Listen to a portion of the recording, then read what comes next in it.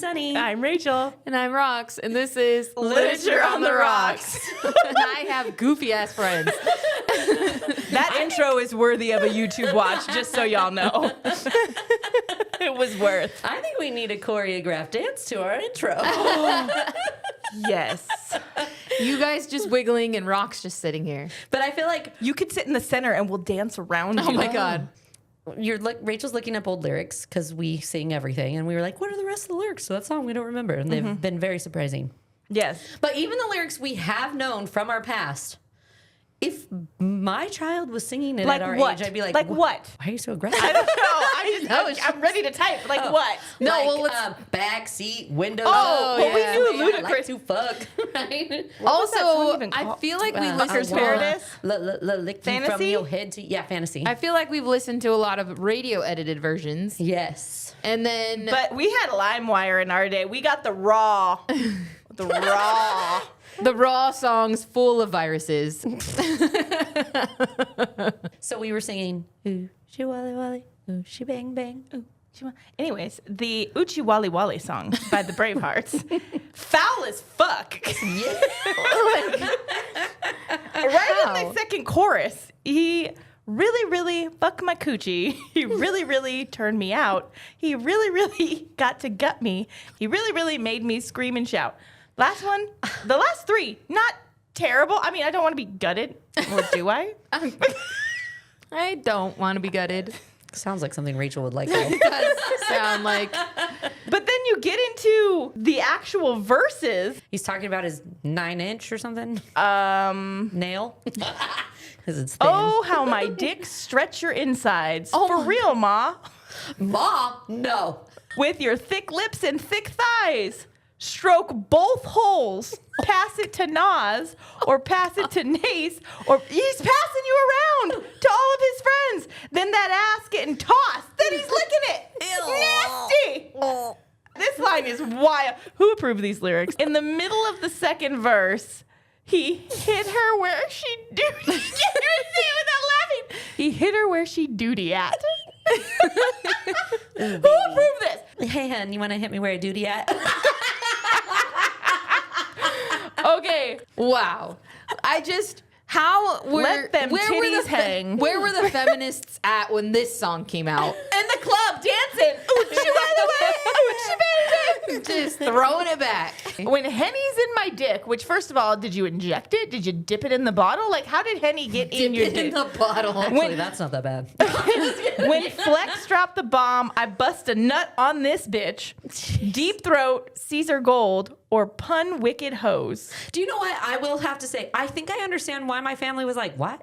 What are you listening to? Yeah. Right? And we were like, We had no idea what we were really listening to. I Don't pull put out that my part. python. I hit it while my wife's gone. Long dick that bitch all night long. I'll make her pussy sing the song, and then her pussy goes oochie wally wally. Is that what this is? that's the sound of, and that's what you guys, we've all been singing, you guys. We're singing the sounds of the puss. cooch. Oh my God. The orchestra de puss. I can't believe... That is a crazy, those are some crazy lyrics. Yes, and... I definitely did not know. I only knew. I just remember the oochie well, and I knew it said pussy at some point, but I didn't know And how often and how voracious. They're talking about gangbanging this little girl. Well, no, they're talking about hoes they're that are ganging- okay with getting thrown around to other Are they, men. though? How do you know? I don't know. hear consent in those lyrics. was this a P. Diddy party? Speaking of dark matter. Yeah, so we are going to deep dive Dark Matter by Blake Crouch. Rox, do you want to hit us with an author bio? All right, so Blake Crouch is a best-selling American author born in North Carolina. He originally studied English and creative writing at the University of North Carolina at Chapel Hill before pursuing a career as a novelist. Interestingly, Crouch didn't start his career in science fiction at all. His first published novel, Desert Places, was released in 2004 and was a dark psychological thriller centered around a serial killer. Much of his early work lived firmly in the crime and suspense drama. What I found was interesting is that Crouch didn't really leave thrillers behind when he transitioned into science fiction. Through books like Wayward Pines, Dark Matter, he mentioned in previous interviews that science fiction gave him the opportunity to explore subjects he was genuinely curious about, from quantum mechanics and consciousness to technology and the nature of reality itself. He has spoken about how much he enjoyed researching these topics, essentially allowing himself to keep learning while doing the thing he loved most, which is telling thrilling stories. In many ways, science fiction has become a vehicle for both his curiosity and his creativity. His breakthrough came with the Wayward Pines trilogy, which was later adapted into a television series, but it was Dark Matter that truly launched him into mainstream success. What makes his work so relevant to many is his ability to weave big ideas into stories that are ultimately about people. Beneath the science, his books often explore themes of identity, family, regret, ambition, and the choices that define us. Today, Crouch lives in Colorado with his family, and when he's not writing, a lot of his time is spent with his 3 children, getting outdoors, traveling. He enjoys mountain biking, hiking, skiing, fly fishing, and taking his dog into the mountains. He also has talked about how his travel helps him break through creative ruts and often inspires settings and ideas that eventually find their way into his books. What a cool freaking Life he leads. job. Oh. Not career. Yeah, job. Like, be like, I'm really stuck. Do you know what would be great that'll get me unstuck? I need to go to Greece. Yeah. He's just, so it's kind of cool. It Yeah, just it helps is him cool. have a fresher outlook on his new project. Yes. Okay. All right, give us a summary of Dark Matter. So imagine being given the chance to see every version of your life that could have existed if you had made different choices, and then having to decide which one you actually want. Dark Matter follows Jason Dessen, a physics professor living a relatively ordinary life in Chicago. Everything changes one night when he's abducted by a masked stranger and wakes up in a world that looks almost identical to his own, but isn't.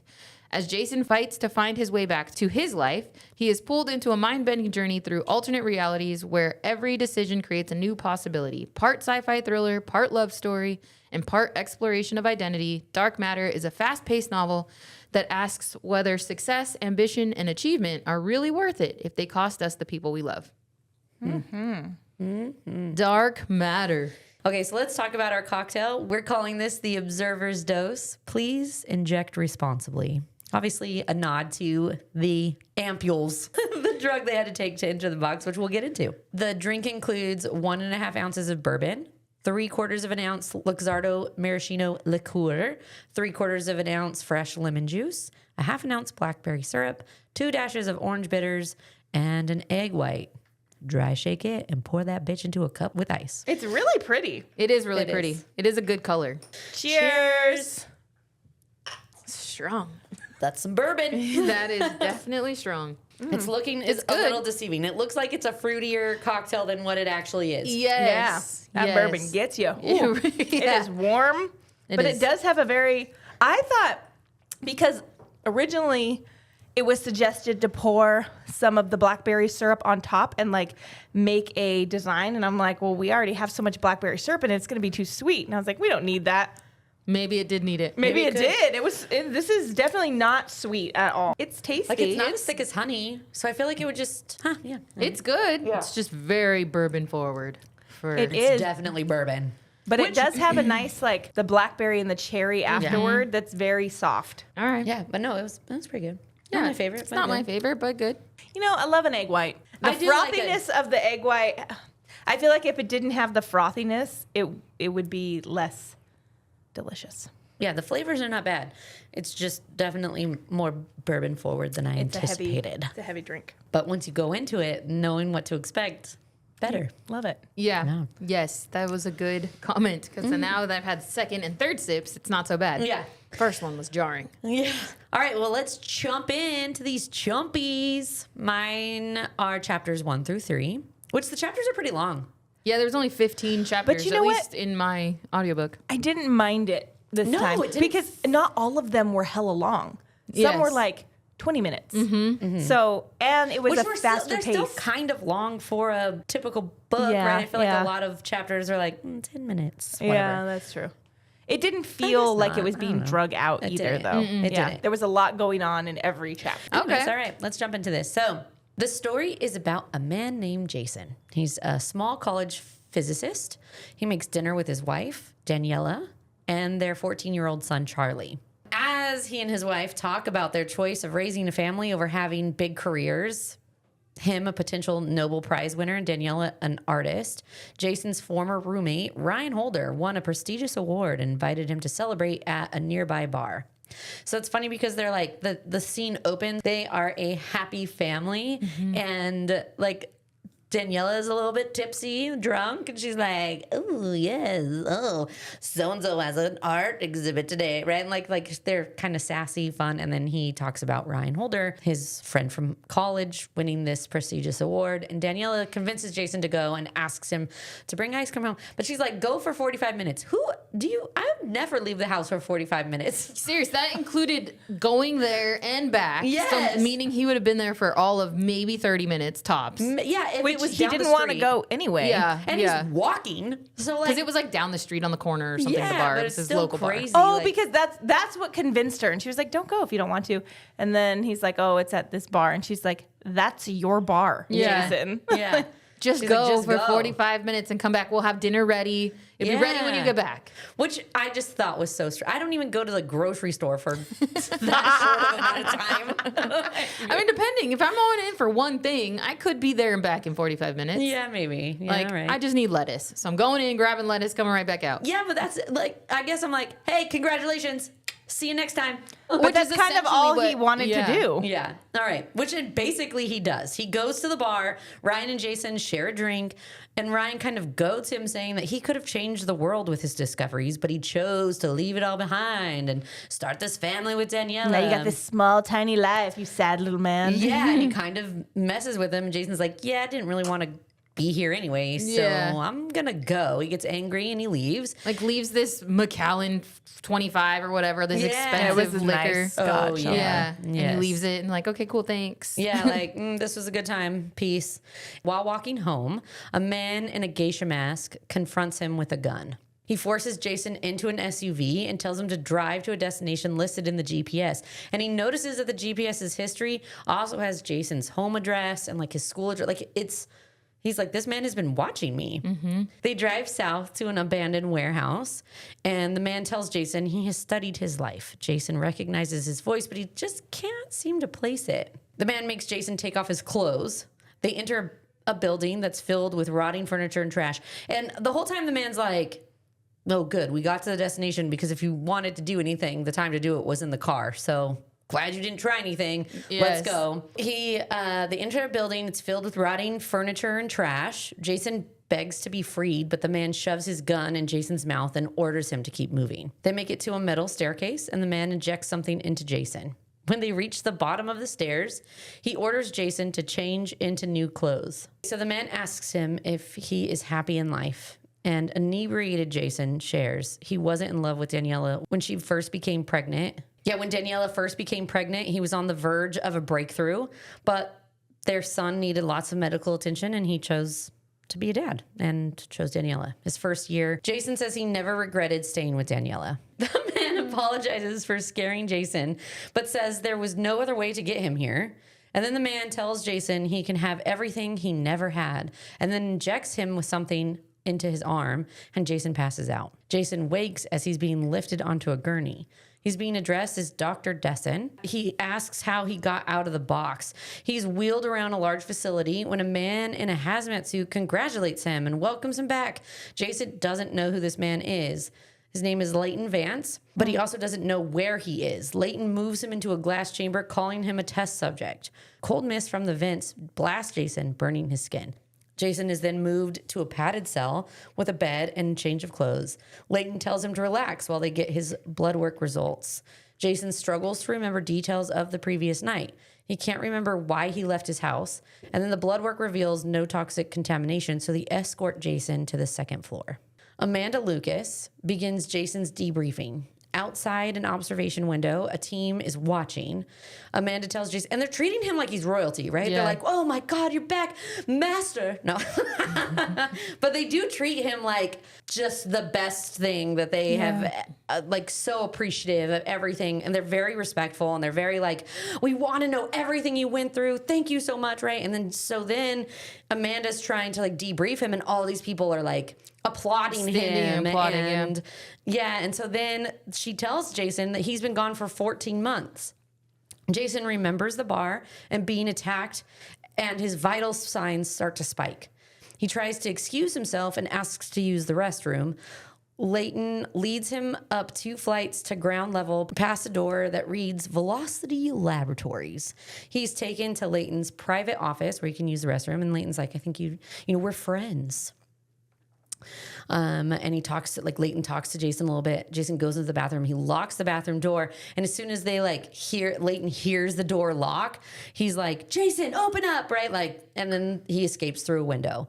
He runs down an alley and to a park. After catching his breath, he walks a mile through empty streets, and people are definitely chasing him or looking for him. He flags down a cab and offers twice the rate to take him to his brownstone home. He only has a certain amount of cash on him, and he's like, I've got to make this last, but here, dude. Take me home. The cabbie reluctantly agrees because and it's an off-duty cab. He's like, I'm not working anymore. I'm going home. And he's like, I'll pay you whatever. Just take my money, take me home. And then the cab's even like, this is so far away. This is across town. And he's like, just do it. He's like, fine, I'll do it. Do you want me to take you to the hospital? And he's like, no. Yeah. Take me home. Yeah. Jason finds his house empty and remodeled. A sketch on the wall has the signature Daniela Vargas, but there is no traces of him or his family. Even where his family photo would be hanging, it's missing. Everything's off. It's definitely his, but it's not really his. Okay, Clean. Daniela is my wife. Her art is hanging. But why is it her maiden name on this piece? Yes, and there's things that are his or recognized as his, but they're not his with family, if that makes sense. Because I think the family picture was them at this place, and instead the picture is just an place. artistic shot of the place. Right, yes. He finds a Pavia prize in his bedroom. He dials Daniela's cell phone, and a strange man answers. He then hears footsteps. He calls this man a couple times, and the guy's like, it's the middle of the night. It's not it's a kind of a bad hour, right? He's like, It's 2 or 3 in the morning. he should be sleeping, and he's calling this number over. He's like, I know my wife's phone number. It has to be this. And the man's like, don't call me again. But at first he's like, where's Daniela? And he's like, there's nobody here. It's just me. So he then hears footsteps, and Leighton and his men have arrived at the house. Leighton tries to coax Jason out, but fails.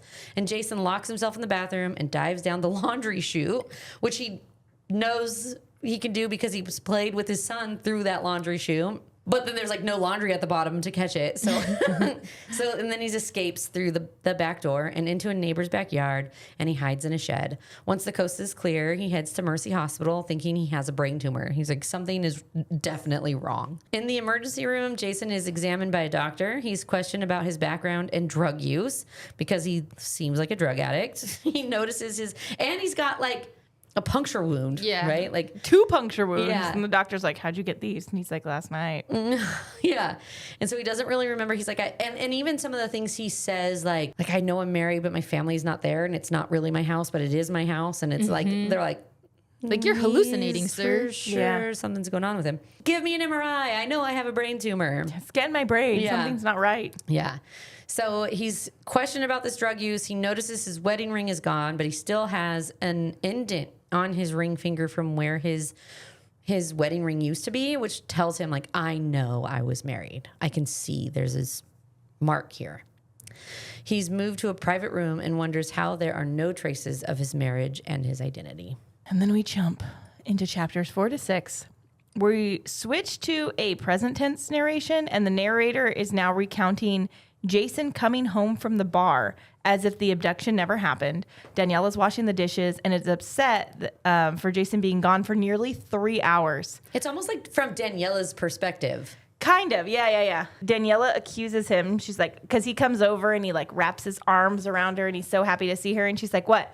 Did you get drunk at the bar and some little hot thing was flirting with you and now you want to come home all horny and aroused? Yeah. And he tells her he was almost hit by a cab and it made him realize how thankful he is for his life. Which he was truly, in the story, he was almost hit by a cab. But it wasn't a big deal. It was just oh, they shit. didn't. He was like, ooh, that was nervous. That made me nervous. What? That's crazy. And he goes to walk away and they're like, get in the SUV. Yeah. Yes.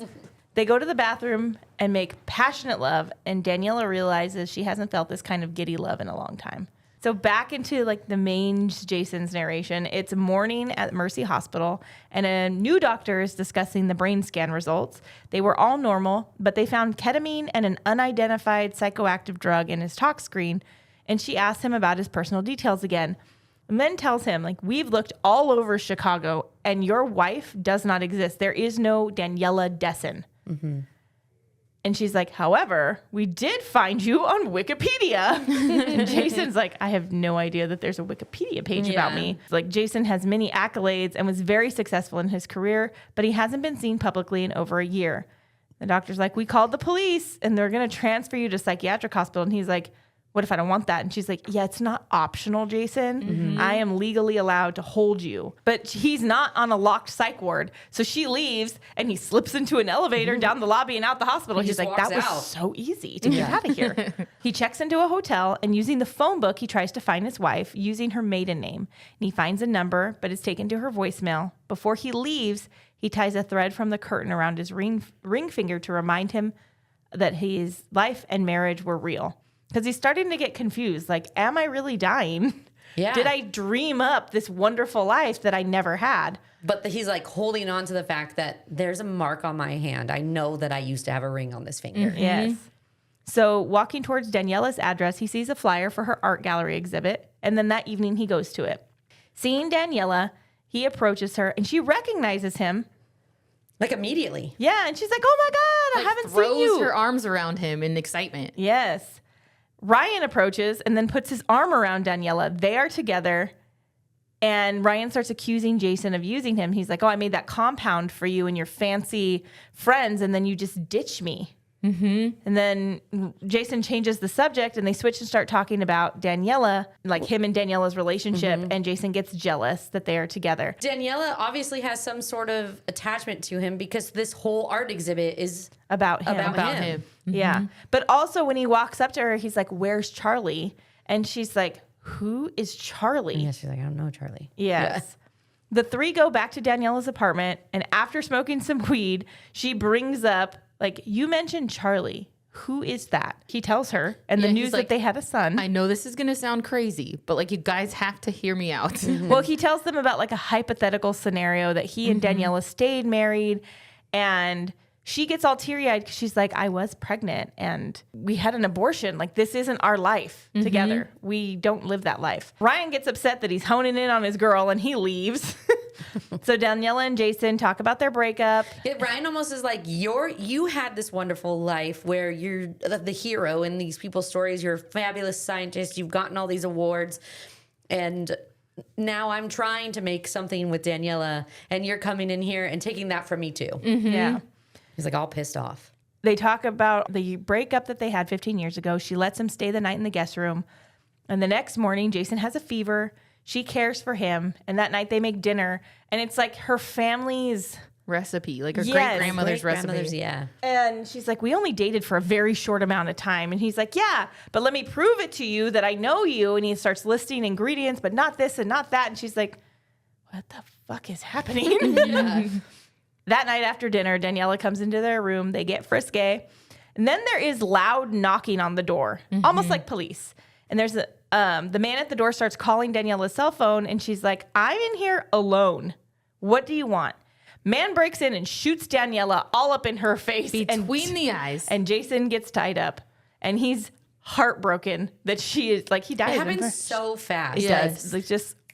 Yeah, he just breaks in. He sees Jason. Jason's like, don't hurt her. And he's like, pow, pow. So then it switches. Really traumatic. It was.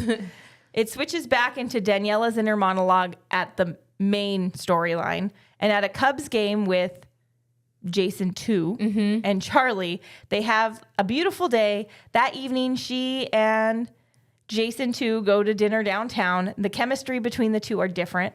But even reading this, it's not like distinct that this, I mean, like you could tell because it's Daniela's perspective, right? She's like, something's different about Jason, but he's just Jason. He's not like Jason 2 yet. No, right? no, They no. start to refer to him as that, but. When Daniela asks him if she thinks there is a different version of their lives where he's a famous scientist and she's a famous artist, he says, even if there is, he would rather be right there with her. Jason. And then we jump into chapters 7 through 9, and it's back in Jason's narration. He wakes up in a cell chained to a metal bed frame. Leighton comes in wearing a tuxedo and apologizes for handling Jason so roughly. Jason decides to stay calm and pretend he's the version of himself they think he is. He's like, okay, if I'm going to make it out of here, I need to just kind of go with it so that I can start learning, because everybody thinks I'm amazing. So if I start asking questions, they're going to start telling me and kind of fill in the pieces for me, right? So it's like, I'm just going to go with it. I've just lost my memory. Not that I'm this different person. And if they start to think I'm a different person, they might not be so nice to me. Yes. So Leighton gives him a tour of the lab, and they pass the security door. They enter a hangar that houses a 12-foot metal box. So apparently after Jason won the Pavia Prize 11 years ago, Velocity gave him $5 billion to build the cube. They basically said, here's unlimited amount of money. What can you do with your amazing science background and knowledge on this theory that you have? Like, can you actually make it happen? And so they give him $5 billion. The concept is based on the thought of Schrodinger's cat, the idea that something can exist in paradoxical states until confirmed. So basically they're like, you put this cat in a box and it could be dead or alive, and whatever reality happens is whatever you actually observe.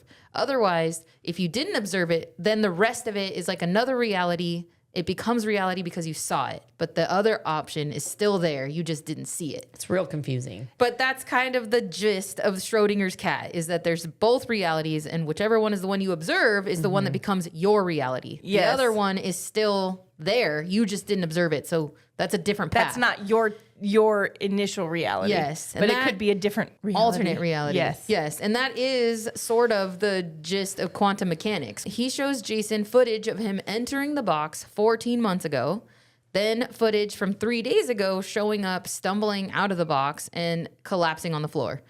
Jason is shown to a suite and logs into the laptop that shows his last 15 years of data, because he's like, what? Like, he remembers the theory. He's like, I remember creating this theory, but I was only able to create a small little box. He did it was his, like a prototype. Yes, when he was in college with Daniela. Yes. So he's like, it was this small prototype. Like, I don't understand how we were able to make this a reality. It was a theory. And he's like, well, here's your laptop and all of the data. Maybe this will help jog your memory. And so the next morning, the lab psychiatrist, Amanda Lucas, shows up, and she's bringing him coffee, and she's trying to assess his mental state. She's like, okay, so tell me what you remember. And he's like, I don't remember anything, because now he's trying to play the part. Yeah. And she's like, that's weird, because you said you remember going to the bar. Like, what are you talking about? Yeah. Or you had a wife. And Yes. a Charlie. And who are these people? Yes. So after she leaves, Jason continues to read his notes and sees comments stating, we live in a 5-dimensional multiverse. Leighton leads Jason to an interview room. The guard that shot Daniela brings a beat up Ryan. So now they've kidnapped Ryan Holder, and he's like, wait, that's my friend. They didn't kidnap him. That little bitch went to go tell him about They saw him. Yes. that he was sprouting out about different universes. Yes. So he went to go tattle on him, thinking it would elevate his stature in Yes, that you're right. company. He's such a douche. Fuck Ryan. Yes. He's a dick in all the universes.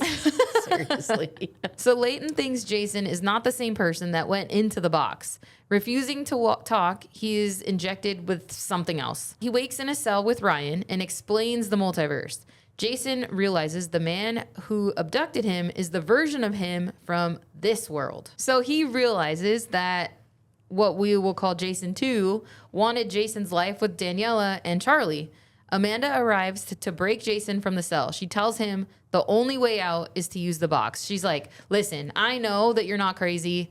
I think that something else happened here, so I'm going to help you out. Well, and he tells her, like, you guys killed Daniela. And she's like, no, we didn't. Yeah. Like, oh, you're definitely losing your mind. And then Yes. she, like, does the research. Yeah, she's like, this isn't what I signed up for. And so this is much different than it should be. So she helps him escape. They are pursued. As they're running through the lab, they enter the cube and inject themselves with a compound and pass out. They enter the box. I mean, I think it just goes to show, like, there are some people that are like, we're killing people to protect this experiment and things. This And then there are- scientific breakthrough. Yes, like, we do not care. This guy knows too much now, and he must die. Yeah. Right? I think they And- even say, like, you would be doing all of this to protect Yeah. your research too, because it's that important. Like, we have this huge scientific breakthrough, and you would typically be okay with what we're doing. And he even's like, everyone that's in this would feel the same way. And then in walks Amanda, and she's like, I don't feel the same way. Yeah, like I don't think this is I think good. this is important, but nothing is worth killing other people over. And now I'm out. So they inject themselves, and when they wake up, they are in an endless corridor of doors. It's just like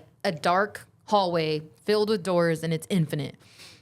So they kind of just start walking, and after they walk about a mile, they choose an exit door that leads them into a world of ash. They're like, well, I guess we're just going to have to pick one, so let's just open it and see what happens. And the world's on fire. The world is on fire. So they kind of walk in for a second and they're like, absolutely not. And they go back into the cube and they take another dose of the drug because they start working through like, okay, it's going to last X amount of time. We have this much time to use it. Yeah, it really only lasts like an hour and a half or something. Like 30 minutes to work. And then we get 60 minutes of time for it to work or whatever. The next door they choose is a charred forest. It's just another version of the world just totally on fire. So they wait 30 minutes and open the door and find the same scene. They realize that the box resets after each dose of the compound. So that what they try to go through the whole compound again, and then they open the door, and in this time they're in the hangar originally, and it's Jason and Amanda trying to escape the laboratory. Leighton and his men shoot them and kill them. They end up trying multiple doors. They like, watch themselves die. Yes. And It's Amanda crazy. is shooketh. Yeah. Oh yeah, she has a really hard time with it. So after that, they try multiple doors that all lead to something dangerous, and they finally are led into a sub-zero snowstorm. They barely make it to the house, and after breaking in, they find the family had starved to death. And the next day, Jason realizes that every reality that they step into is something that they're choosing. Their emotions and the state of mind alter the state of the world. So the next dose they take, they put themselves in a positive state of mind before the drug takes effect. He like lets her open, like you're gonna open the door. Like, your This turn. is your brain making this next world. Yeah, you tell us what's going to happen. So in the primary world, back where Jason was originally from, Daniela and Jason brush their teeth in the bathroom. They're sort of just living day to day like a normal life. Nothing has changed. Daniela realizes that Jason has completely changed since the night at the bar. He's more cerebral and he's more lenient with Charlie and desires Daniela constantly. She knows something is off, but she just can't bring herself to ask. She's like, he dresses differently. Like, he makes the coffee less strong. So now she's got to like sneak downstairs and make the coffee because it's not good. Yeah. Like before he makes it. Yes. Or like he's almost acting like a new dad. Like he doesn't know how Or to like be they're a dad. buddies. And, yeah. Like he doesn't treat him like a father. Yeah. There's a lot of like little nuances that she's like, Yes. something's off. Like, you're the same, but not really. But she also loves the feeling of new love again with him. So she's like, do I ruin it and ask? Yeah, right. That's something that's not right. Right. Yeah. So then we jump into my chapters 10 through 12. Amanda and Jason decide to write their desired destinations into a notebook. So they let Amanda open the door, and they emerge into this futuristic Chicago with a bullet train and crystal skyscrapers. And the train is like, everyone has a seat. They're not just like crammed onto this train. Oh, and they're like, they It's get like strapped in. Yes. And then it's like, is this your stop? And you're like, yes. There's like And an they, AI open- interface that Yeah. sits in front of them, like swipe to the right if this is your stop. Yeah. It's like Tinder, but for bus stops. Swipe left if this is not it. But it's like this dream of a reality. So then after exploring some, they decide to leave. And then after the next dose, Jason writes that he wants to go home. Before they leave the cube or the box, a naked, bloody Jason walks past them, which is so crazy. He is like running through the box with all the doors, and Jason 1 looks at him, and he just looks at him, and he's like, ah! And he does this like blood-curdling scream before he like runs off. It's really This is what I would have done if I saw myself standing there. Like, it does give real Rocks energy.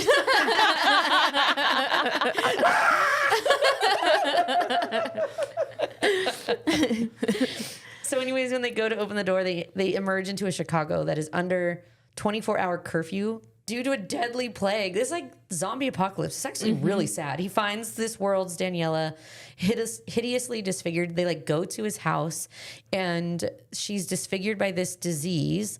She's confused because she's telling Jason like, you died and Charlie's dead upstairs. They haven't come to get him They yet. haven't He's come to just get him rotting yet. up there. It's really sad. Yes. And she's clearly dying. Like she's bleeding from her eyes. Like Yeah. it is a foul It disease. is Yeah. really, it's horrible.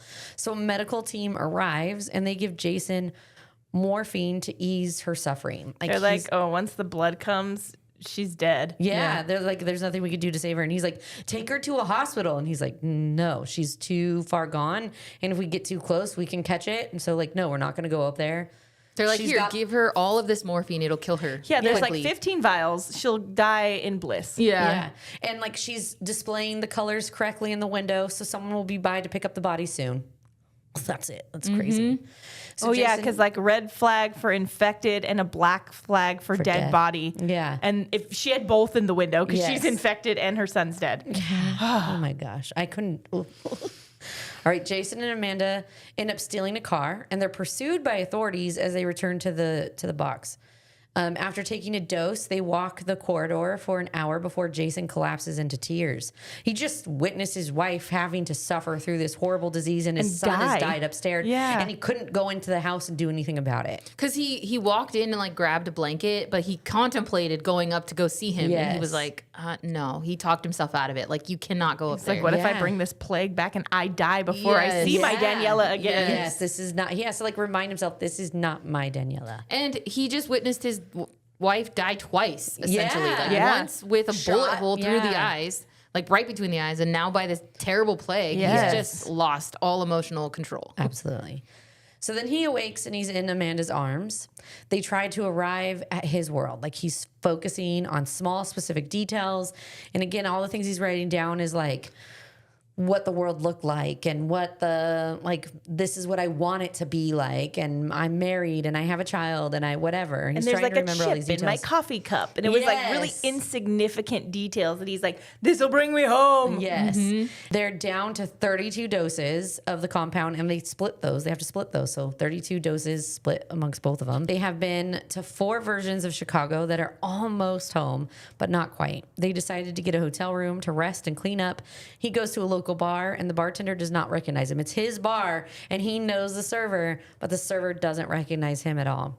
So Jason feels like he is losing his emotional connection to his world. He wakes to Amanda in his bed and asks her to go back to her own bed because he's like, I could give into this. Yeah. Like I'm losing that connection with my world. I could give into this because there's potential I'm never going to see my Daniela again. But then he decides to stay strong, which you know there's another version of himself who did not stay strong. Exactly. Every decision has a Ho, split path. there was a ho Jason out There there. was like, I'm choosing Amanda, baby. They have 24 doses left now. They have visited many worlds with different outcomes. Jason or his wife died. Like some of them, Jason is actually dead in, and then some of them, he's a widower. Daniela doesn't know him at all in some lives. And after many attempts, they are down to 16 doses. In an eerily similar world, Jason sees Daniela inside her home. He calls from a prepaid phone and tells her he loves her. And they have like this like little conversation because in this world, it's like almost right, but she's a graphic designer. And it's like, oh, that's not my Daniela. So he's like calls her. They have a conversation where he pretends to be, and he can see through the window that she's pregnant and Charlie is going to have a sibling. And I think he starts to kind of even think like, I can understand why the other Jason did what he did. Oh, yeah. Because looking out the window, it could be so easy to just Kill that Jason slip and in. step in. Yeah. Yeah. And he almost considers this world like maybe this is as good as it's gonna get. And I'm okay Yeah, with that. yeah. So Yeah. I should probably like I could kill him and just do the things. He's like, I've been thinking awful things all Yeah. day because he was gone all freaking day. Yeah, and Amanda was and pissed. like watching them and following them. Like, what kind of life are you leading together? Yes. Yeah. So he stays out all day following Danielle and Jason. He returns to the hotel eventually to find Amanda. She's furious because she couldn't get a hold of him. They don't She's have like, cell you've been phones." gone all day. She thought he died. Yeah. Or, She's like, or you left can't do him, that. or left her. Yeah. He knows that they don't have many chances left, but he doesn't know what else to do. So Jason wakes in the hotel alone.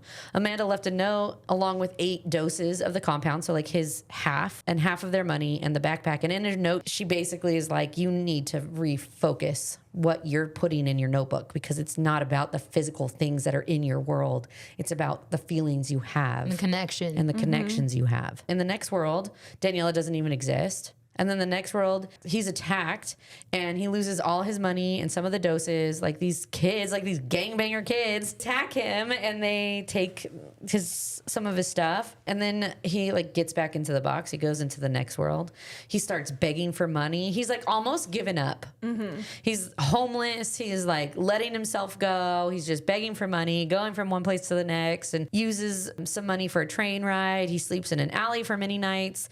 One night he gets drunk and he enters the Dessen home and he stands in the bedroom watching Daniela and Jason sleep. Like he's for sure Losing obsessed, right? Yeah. Like he's Yes. obsessed with this. And same with Jason, the other Jason. Like he's clearly living another life and thinking, I want to go back to Daniela. And I feel like it's a little obsessive. Yeah.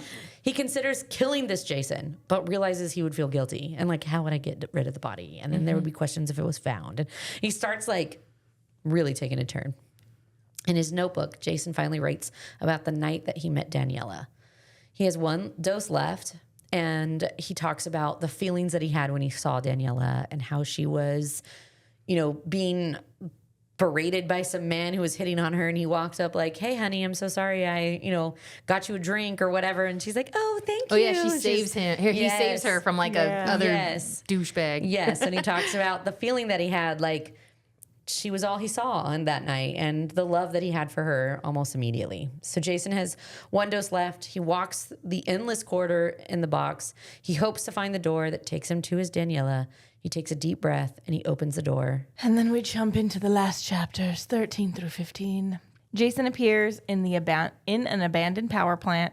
On the ground, he sees cracked ampules and wonders if this is where the other Jason, Jason 2, took him the first time he went into the box. As he travels north, he realizes this is his Chicago. And standing outside his house, he sees Jason 2 pouring Daniela a glass of wine. He floods with rage and wonders if Daniela and Charlie are happier. Like, should I just leave? What was all this Like for? this man was a better scientist than me. Maybe he's a better father and husband than I am too. Wrong. So Jason checks into a nearby hotel. He plans to kill Jason 2 and bury him in a state park. And it's like, this is the state park where me and Charlie and Daniela go and picnic. So it's very apt that I bury him there. So when he goes to shop for a handgun, the woman behind the counter looks at him strangely and tells him that he was in the same store 2 days ago. And they had the same conversation. She's like, really don't remember me? And then another employee. She's like pissed. Like, what are you trying to pull here, Jason? Yeah. I know who you are, Jason Dessen. You don't have an ID? Oh, surprise, surprise. You told me that 2 days ago. But then another employee is like, I've seen his ass here 3 different times. And the woman gets scared. She's like, something's wrong with you, guy. You need to leave and not come back. Yeah, she's like, we're definitely not going to sell you a Yeah. gun. Like, you're clearly in a not the right mental state. Like, Yeah. you should not have a gun. So Jason goes to another hotel and goes online to their business center because he's like, there's other Jasons here because I wasn't here. Yeah. This other Jason too wouldn't have come 5 times. He finds an email account for Ace and J Dessen Day. He Ace- creates it and it's like, sorry, this name's already taken. There's a link to a chat with 8 other Jasons. Jason is assigned the username Jason9, and the chat history shows all of the Jasons discussing plans to kill each other to be with Daniela. Jason7 sends him a private message asking him to team up, and he panics and like gets out of the chat and goes back to his room. And then he starts to. What a crazy, like, revelation. Like, There's a million I'm Jasons. Jason 9? Yeah. I'm Jason 1, goddammit. Right? So all Jasons, but Jason 2 originated in this world. So the way it was described is like every time he made a different decision, another Jason is born at that moment. So they shared the same past up until that decision was made. Until he woke up in the box naked or whatever, and they like picked him up on a gurney. Like from that moment on. He struggles with the concept that he should be the only one. Like, who am I of all of these Jasons to get to have her and Charlie? So then his hotel phone rings, And with only silence on the other end, he then realizes another Jason may be trying to find him. And he like, how would I find myself? And what would I do? So he runs out of his room. And as he's getting out, he sees 2 other Jasons, one down one hallway with a gun and one with a knife. He escapes to a dive bar and sees another Jason scanning the crowd. Over an hour later, a different Jason passes by, relieved to find that this one particular Jason in passing is not trying to kill him. He like looks at all of their eyes and he's like, this Jason just looks desolate. He's cool. Yeah. Jason plans to get Daniela and Charlie away from Jason 2. He contemplates how to outsmart himself. With almost no money left and unable to go back to his room, he heads to Humboldt Park, and he realizes that doing random, unpredictable things is the key to beating the other versions of himself. Jason then goes to a diner, and after finishing his meal, he lights a cigar. The waitress and manager ask him to extinguish it, and he refuses and is arrested. At the station, he requests a phone call. When Daniela answers, he tells him to bring Charlie to come bail him out. When Daniela arrives, his disheveled appearance shocks her. Yeah, 'cause she's like, you left this morning and you didn't have a beard. Yeah. Like, what? And you're so skinny. Like, what the hell happened? Yeah. To convince her she is living with another Jason, he asks Daniela to call Jason 2, and he answers, and he's like, tell him that you want to go back to the Florida Keys, that you loved our vacation over Christmas. She's like, we didn't go to the Florida Keys. He's like, I know. He'll agree with you. Yeah. So he she does. doesn't know that. Yeah. Yeah. And he's like, oh, whatever you want, honey. I'll take you back to the He's Keys. like, of course. And then she gets even more specific. Like, I really love to stay in that same house with the pink door and the blah, blah, blah. And he's like, oh, absolutely. I loved that house too. Yeah. And she's terrified. They call a taxi. They go to pick up Charlie at his school. Then they head to a mall. And Jason tells them all that happened to him.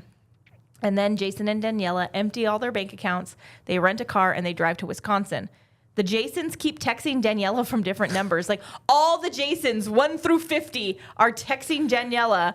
They're like, we need to talk. You're not safe. Yeah. Take Charlie. Meet me at blah, blah, blah. Make sure. Yeah, exactly. Jason has them turn off their cell phones, her and Charlie. And on the drive, Jason still struggles with the idea of why he is the individual that gets to live out his life with his family. They find a boarded up lake house and go inside and settle in for the night. Charlie assures Jason, the other Jason is not my dad. Yeah. He clearly is not my dad. Like, it felt weird. It didn't feel like you, but I didn't know. Yeah. Right? But now like, I know. Now I he's can tell. Definitely not my dad. Yeah. Yeah. Daniela insists that she wants him, not the other Jasons, and she's crying, asking about how she can know which Jason is hers. And after Daniela and Charlie go to sleep, Jason logs into an old computer and enters the Jason chat room. There are now over 100 Jasons, but he tells them that he has Daniela and Charlie and that they are safe. Then he proposes that they all meet at the power plant in 2 days and hold a lottery for who gets the family, and then they will destroy the box. Because he's like, all of us have the same goal in mind. We want Daniela and Charlie to be safe and happy. So let's all go and... So who am I to choose to be with them?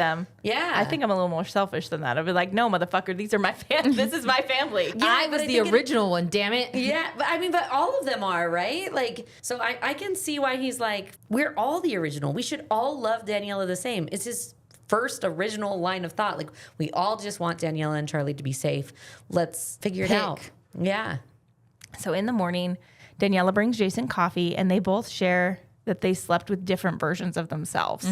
Jason starts asking, like, did you sleep with him? And she's like, oh, Jason. He's like, I have to know. He's like, I don't want to know, but I have to know. Yeah. And then Was it as good as me? Yeah, he was like, was it good? she was like, well, yeah.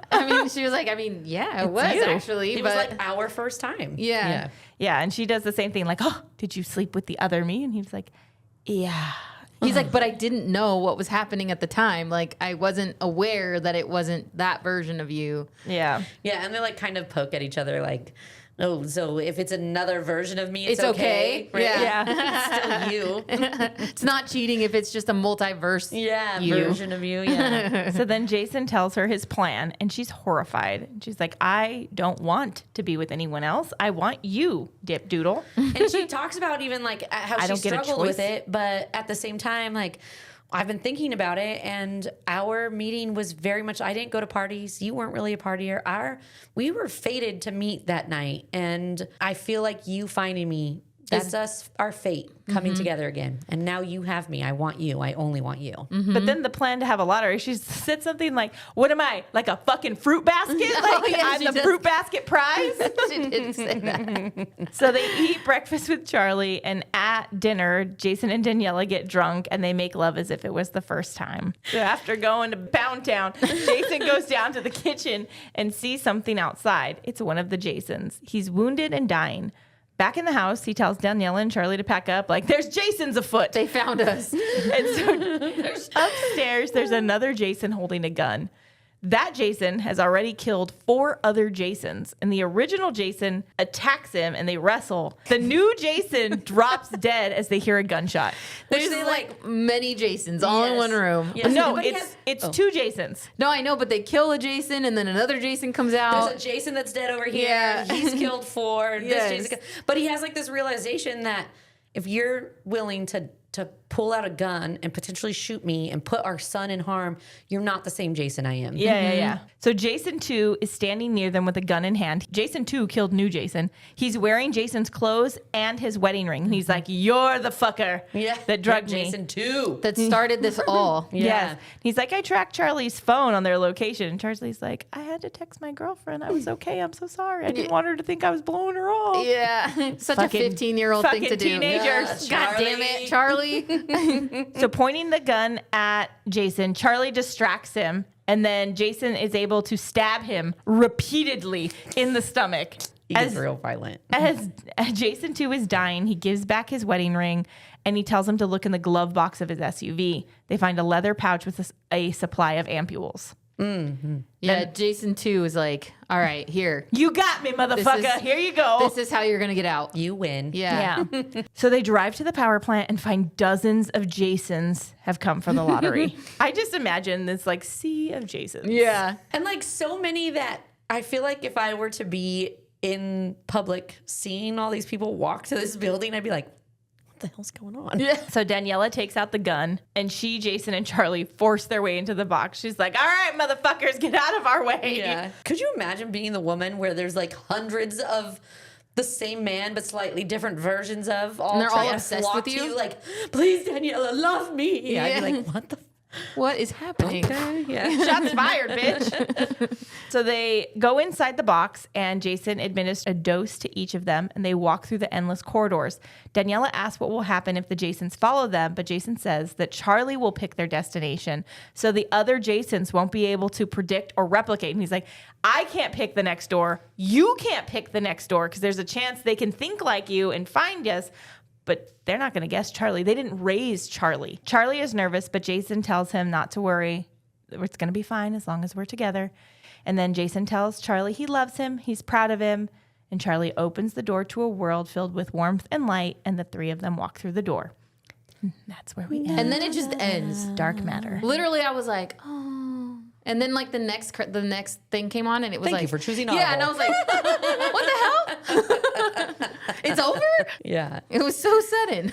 Yeah. Oh, man. Because it was like action packed. And then all of a sudden, It's just end. Yeah. I mean, it had to end. The action I had know, to die out I somewhere. know. So we do everything on a 3-shot rating system. 1 shot is I'm not coming back for more. 2 shots, it's good enough for another, but not worth a hangover. And 3 shots, it got me up. All right, Rox, what was your shot rating? I am struggling with this because I did really like it. I'm going to go 3. I'm going to go 3 shots. Right with your heart. That's Yeah. what I'm talking about. Yeah. Next week, join us as Rox removes your 3-shot rating.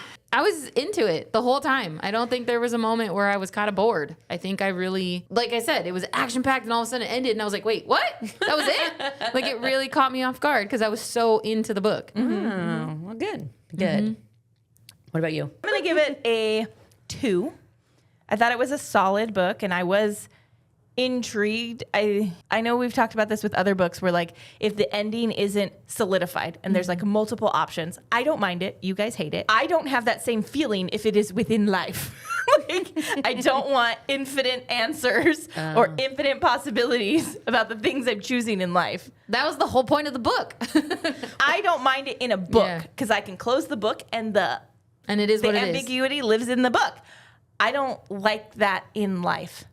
But this is a book. I know. I'm just saying the idea, Yeah, The concept of it, you did not enjoy. No. Because it makes you anxious? Yes. Okay. But I still think it was a good book. It was action packed. I wouldn't recommend it to everyone, but I would recommend it probably to a few. Yeah, I think I'm going to give it a 2. So I'm going to go more into this next week during our questions, but I totally thought it was a different book for almost half of the book. Was waiting for something to happen that truly never happened. I was very confused. So I think that's a little bit why I'm hesitant to give it a 2 and because I think part of my experience was just I was like the drink.